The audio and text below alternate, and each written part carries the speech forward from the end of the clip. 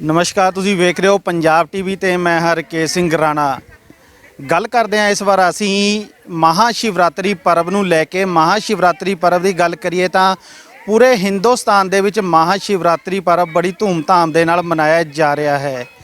महाशिवरात्रि जो पर्व है इसकी की महत्वता है, क्यों मनाया जाता है, किस विधि नाल इसकी पूजा की जाती है, सारी जानकारी लई अज साडे नाल जुड़े ने आचार्य राहुल शर्मा जी साडे नाल मौजूद ने। गल इन्हां नाल करांगे। राहुल शर्मा जी, सब तो पहला पंजाब टीवी ते तुहाडा स्वागत है जी। मैं पंजाब टीवी के माध्यम से सभी दर्शकों को नमस्कार, राम राम, जय श्री राम। आचार्य जी, जानना चाहांगे महाशिवरात्रि पर्व है बड़ा हिंदुस्तान दे विच धूमधाम दे नाल मनाया जाता है, की महत्वता है इसकी? जी बिल्कुल, महाशिवरात्रि जो है वो हिंदुओं का एक विशिष्ट त्यौहार है, जो कि शिवरात्रि अर्थात नाम में ही इसका जो महत्व है, शिव अर्थात शिव भगवान शंकर, जो कि सभी प्रकार के कष्टों को हरते हैं। शम करोति इति शंकरः, अर्थात जो सभी प्रकार के दुखों को ख़त्म कर दे वही भगवान शंकर हैं। शिव अर्थात कल्याण, कल्याणकारी रात्रि, करोड़ों सूर्यों के समान दे दीप्यमान भगवान शंकर जी का इस रात्रि उद्गम अर्थात लिंग स्वरूप, जो कि 12 शिवलिंग है, जिनको हम ज्योतिर्लिंगों के नाम से भी जाने जाते हैं, इत्यादि का अवतरण माना जाता है। तो कहते हैं कि इस रात्रि को यदि भगवान शंकर जी का 4 प्रहर पूजन किया जाए तो धर्म अर्थ काम मोक्ष 4 विध जो पुरुषार्थ हैं, उन चारों पुरुषार्थों की सिद्धि होती है। और अन्य भी यदि किसी के जीवन में किसी प्रकार के कोई कष्ट हैं, किसी को महारोग या अन्य प्रकार का कोई रोग जो कि अनेक समय से उस व्यक्ति को परेशान कर रहा है, तो कहते हैं कि इस रात्रि को 4 प्रहर की पूजा करने से भगवान शंकर जी प्रसन्न होकर के उनको अनेक प्रकार के कष्टों से बचाते हैं। आचार्य जी, जानना चाहांगे पूरे हिंदुस्तान दे विच मनाया जाता है, तो जे असी गल करिए अपने नंगल इलाके की, तो किहड़े-किहड़े महादेव दे जो प्राचीन मंदिर ने इत्थे विराजमान ने, ते की मानता है? जी बिल्कुल, वैसे तो देखा जाए तो पूरे भारतवर्ष में और विदेश में भी भगवान शंकर जी के अनेक मंदिर आपको प्राप्त हो जाएंगे, जिनमें मुख्य 12 ज्योतिर्लिंग, जैसा कि आप सभी ने सुना भी होगा। संस्कृत में उक्ति है, सौराष्ट्रे सोमनाथंच श्रीशैले मल्लिकार्जुनम, इत्यादि 12 जो ज्योतिर्लिंग है उनको विधिवत उनका पूजन किया जाता है। परंतु हर क्षेत्र में अलग अलग तरीके से भगवान शंकर जी का पूजन किया जाता है। जैसे हमारे क्षेत्र में बहुत से ऐसे मंदिर हैं जो जिनकी मान्यता है कि जो पांडवों के समय से निर्मित हैं, जैसे कि आप जानते हैं नंगली महादेव, बनौड़े महादेव, ब्रह्मोती और स्वामीपुर बाग महादेव। और उसके बाद उत्तर दिशा की ओर जाएं तो उन्ना क्षेत्र में बनौड़े महादेव के बाद कोटला महादेव, और उसके बाद कालेश्वर महादेव, त्यूंसर महादेव इत्यादि जो भगवान शंकर जी के प्रसिद्ध तीर्थ स्थल हैं। और वहाँ पर लोग रात्रि के 4 प्रहर तक इसकी पूजा करते हैं। जानना चाहांगे इस बार 2021 दे विच जो महाशिवरात्रि पर्व है कदों मनाया जा रहा है, तो इस बार इसके की फल ने? जी बिल्कुल, वैसे बात आती है समय की, तो शास्त्रोक्त ज्योतिष शास्त्र के अनुसार प्रत्येक कार्य को करने का एक निश्चित समय होता है, और उस कार्य को यदि समय पर किया जाए तो उसका जो फल है उसकी अधिकता बढ़ जाती है। वैसे ही शिवरात्रि के जो पूजन है वो 4 प्रहर में किया जाता है। वैसे तो कहते हैं कि सभी प्रकार के जितने भी पूजन होते हैं वो दिन के समय किए जाते हैं, परंतु शिवरात्रि ही एक ऐसा पूजन है जो कि रात्रि कालीन किया जाता है। उसमें भी फाल्गुन मास की कृष्ण पक्ष की चतुर्दशी तिथि को, जो कि रात्रिकालीन ही प्रारंभ हो जाती है। जैसे कि इस बार दोपहर के बाद लगभग 2:39 से शिवरात्रि का जो फाल्गुन मास की चतुर्दशी तिथि है वो प्रारंभ हो जाएगी। बाकी इसका जो समय है वो मैं आपको विशिष्ट रूप से बता रहा हूँ। शिवरात्रि के जो 4 प्रहर हैं इनका जो समय है, वैसे तो शिवरात्रि प्रारंभ हो जाएगी दिन में लगभग 2:39, और जो रात्रिकालीन प्रहर की पूजा होगी वो सायंकालीन ठीक 6:27 से लेकर के 9:29 तक पहले पूजन का समय है। और तदुपरांत द्वितीय प्रहर लगेगा। द्वितीय प्रहर का जो समय रहेगा वो 9:29 से लेकर के रात्रिकालीन मध्य रात्रि 12:31 तक। और तृतीय प्रहर जो कि 12:31 से प्रारंभ होकर के 3:32 तक रहेगा। तदुपरांत 3:32 से प्रातःकाल ब्रह्म मुहूर्त तक 6:39 तक रहेगा। और इन्हीं 4 प्रहर के पूजनों में आप भगवान शंकर जी का पूजन कर सकते हैं। जैसा आपको विधिवत इसका ज्ञान है, या आपके क्षेत्र के मंदिर में जैसे लोग सामुदायिक भवन में या सामुदायिक रूप से एकत्रित होकर के सार्वजनिक स्थल पर भगवान शंकर जी का पूजन करते हैं, वैसे आप इसको पूजन को इन 4 समयों में कर सकते हैं। आचार्य जी, जानना चाहांगे कि विधि की है इस पूजा करने की, वो भी जो साडे दर्शक है उन्होंने डिटेल च दसो। जी बिल्कुल, आपने बड़ा अच्छा प्रश्न पूछा है, क्योंकि सबके मन में प्रश्न होता है कि भगवान शंकर जी का पूजन करें तो हम किस प्रकार से करें। कुछ लोग तो इसके बारे में जानते हैं, कुछ लोग नहीं जानते। बात आती है जानने या ना जानने की, तो इसमें कहते हैं कि भगवान शंकर जो हैं इनको क्षणै रुष्टा क्षणै तुष्टा रुष्टा तुष्टा क्षणै क्षणै, भगवान शंकर जी को अनेक नामों से जाना जाता है। इनका एक नाम भोला भी है। तो कहते हैं भगवान शंकर इतने भोले हैं कि यदि भगवान शंकर जी का भक्त अपने भाव से उनका नाम स्मरण भी करें तो भी उनको पूर्ण फल प्राप्त होता है। और यदि शिवरात्रि का व्रत किया जाए तो कहते हैं कि पूरे वर्ष व्रत रखने के बराबर भगवान शंकर जी की इस जो महाशिवरात्रि के दिन व्रत रखने से उन सभी व्रतों का फल जो है वो प्राप्त होता है। अब बात आती है पूजन की, तो भगवान शंकर जी का पूजन हम अपने अपने क्षेत्र के अनुसार सभी अपने कुल के रीति रिवाजों के अनुसार करते हैं, परंतु जो एक वैदिक रीति है, वैदिक रीति के अनुसार भगवान शंकर जी का जो पूजन किया जाता है वो या तो नर्मदेश्वर जो कि मंदिर में स्थापित किए जाते हैं उनका अभिषेक पूजन इत्यादि करके किया जाता है। और कई बार ज़्यादा लोग एकत्रित हो जाते हैं तो सभी पूजन नहीं कर पाते, तो उन लोगों के लिए ऋषियों ने एक विधा चलाई है कि पार्थीश्वर शिवलिंग का पूजन करके, वो बामी की मिट्टी लेकर के भगवान शंकर जी का स्वरूप जो लिंग स्वरूप है जिसको पार्थीश्वर लिंग बोलते हैं, उसको बना करके उसका भी रात्रिकालीन पूजन कर सकते हैं, जिसमें सर्वप्रथम भगवान शंकर जी के जो 4 प्रहर हैं उन 4 प्रहरों में, पूजन के जो 4 प्रहर हैं उन 4 प्रहरों में नहा धो करके एक अच्छे आसन के ऊपर बैठ करके भगवान शंकर जी का ध्यान करना चाहिए।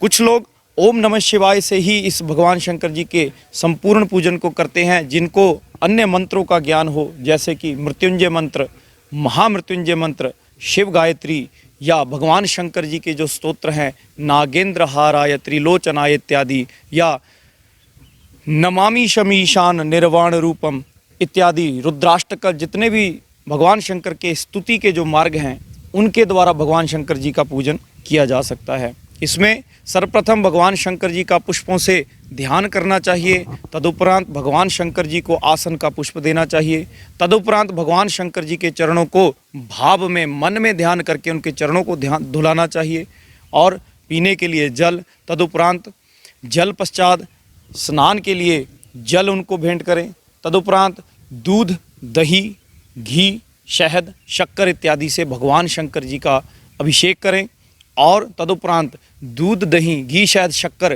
के मिश्रण से पंचामृत का निर्माण करके भगवान शंकर जी का स्नान करवाएं, और इन सभी स्नानों के उपरांत शुद्ध स्नान को करवाना चाहिए।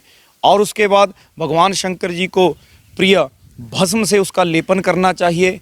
वस्त्र जो कि श्वेत अर्थात सफ़ेद रंग के वस्त्र भगवान शंकर जी को अर्पण करने चाहिए, और यज्ञोपवीत, उपवस्त्र इत्यादि से भी भगवान शंकर जी का पूजन करना चाहिए। और इस प्रकार पूजन करते हुए श्रृंगार की सामग्री, जैसे कि भगवान शंकर जी को जो श्रृंगार में प्रिय है पीत चंदन या श्वेत चंदन इत्यादि, और अक्षत पुष्प से भगवान शंकर जी को भेंट करना चाहिए। और उसके बाद भगवान शंकर जी को माल्यार्पण करें। भगवान शंकर जी को सबसे प्रिय भांग, धतूरा और बिल्व पत्र, इनको ओम नमः शिवाय का जाप करते हुए कहते हैं कि एक प्रहर में 108 पत्ते चढ़ाने चाहिए। और इस प्रकार भगवान शंकर जी को श्रृंगार करने के बाद भोग लगाना चाहिए, जैसा भी आप बना सकें, नहीं तो दूध से बनी हुई कोई भी मिठाई हो, जैसे खोआ, बर्फ़ी इत्यादि जो भी आपको प्राप्त हो जाए, वो आप भगवान शंकर जी को प्राण, अपान, व्यान, उदान और समान इत्यादि रीति से भगवान शंकर जी को चढ़ा सकते हैं। उसके बाद फलों में भगवान शंकर जी को वैसे तो कहते हैं कि अखंड फल अर्थात केला, केले के बिना कोई भी पूजा जो है वो अपूर्व मानी जाती, पूर्ण नहीं मानी जाती। तो भगवान शंकर जी को सर्वप्रथम केला दान करें और बद्रिका फल, जिसको हमारे क्षेत्र में बैर के नाम से जाना जाता है, वो चढ़ाना बहुत ही पुण्य माना जाता है। और उसके बाद भगवान शंकर जी की धूप दीप से और कर्पूर से आरती जला करके आरती करनी चाहिए। इस प्रकार भगवान शंकर जी का पूजन करने के बाद ओम नमः शिवाय का जाप करते हुए और भगवान शंकर जी का नाम संकीर्तन करते हुए समस्त रात्रि जागरण करना चाहिए और चारों प्रहर की पूजा करनी चाहिए। तदुपरांत अंत में नतमस्तक हो करके साष्टांग प्रणाम करते हुए भगवान शंकर का ध्यान करना चाहिए। इस प्रकार जो भी भगवान शंकर जी का पूजन करते हैं, निश्चित रूप से उनके धर्म, अर्थ, काम और मोक्ष की सिद्धि होती है, अनेक प्रकार के कष्टों का नाश होता है और यहाँ तक कि इस लोक के समस्त सुख भोग करके कहते हैं कि मोक्ष की प्राप्ति होती है। आचार्य जी, जानना चाहांगे जो व्रत रखा जाता है महाशिवरात्रि का, इस दे पिछे कोई कथा भी है जी जिस दे चलते हुए अज तक ये व्रत मनाया जाता है? जी बिल्कुल, महाशिवरात्रि जो रात्रिकालीन जागरण किया जाता है, इसकी एक प्रथा है जो कि इससे जुड़ी हुई है। कहते हैं कि प्राचीन काल में बहुत समय पहले, जिसका शिव पुराण में हमें विवेचन मिलता है कि किसी क्षेत्र में एक भील हुआ करता था जो कि अनेक प्रकार के जंगली पशुओं को मार करके उनको घर ले जा करके अपने परिवार का भरण पोषण करता था। एक समय की बात है, संयोगवश शिवरात्रि की रात्रि जब वह अपने कर्मानुसार भील शिकार को ढूंढने के लिए निकल पड़ा तो वो संयोग से एक बिल्व पत्र के पेड़ के ऊपर चढ़ गया। वहाँ पर वो मृगों का इंतज़ार करने लगा और वहाँ पर बारी बारी से मृग आए और उनसे जुड़ी हुई बड़ी विस्तृत कथा है। तो वो व्यक्ति ना जानते हुए भी उन मृगों का इंतज़ार करते हुए उस बिल्व पेड़ के नीचे जो शिवलिंग थी उसके ऊपर पत्ते तोड़ करके फेंकता रहा, परंतु उसको इस बात का ज्ञान नहीं था कि वो पत्ते कहाँ गिर रहे हैं। उन पत्तों के भगवान शंकर जी के ऊपर, भगवान शंकर जी के लिंग के ऊपर बार बार गिरने से चारों प्रहर की संयोगवश उसकी पूजा हुई और उस पूजा के प्रभाव से वो भील अनेक प्रकार के कष्टों से विमुक्त हुआ और उसके द्वारा किए गए जितने भी पाप से उन सभी पापों से वो विमुक्त हुआ। बाकी जो इसका विस्तृत व्याख्यान है वो आप किसी भी प्रकार से, बहुत सारी पुस्तकें प्राप्त होती हैं, आप उनसे उन सब वस्तुओं से उसका जो विस्तृत ज्ञान है वो प्राप्त कर सकते हैं। आचार्य जी, ये भी जानना चाहांगे, जेकर कोई व्यक्ति चार पहर की पूजा नहीं कर सकता तो किस तरह उसनों इस दा महाशिवरात्रि का फल मिलेगा? जी बिल्कुल, वैसे तो सभी लोगों का एक वर्ष तक इंतज़ार रहता है कि कब शिवरात्रि आएगी और कब हम इसका जागरण करेंगे और कब हम भगवान शंकर जी का गुणगान करेंगे, क्योंकि सभी लोग सामुदायिक रूप से एकत्रित होकर के अपने निकटवर्ती जो भी शिव मंदिर होते हैं वहाँ पर भगवान शंकर जी का गुणगान करते हुए समस्त रात्रि जागरण करते हैं।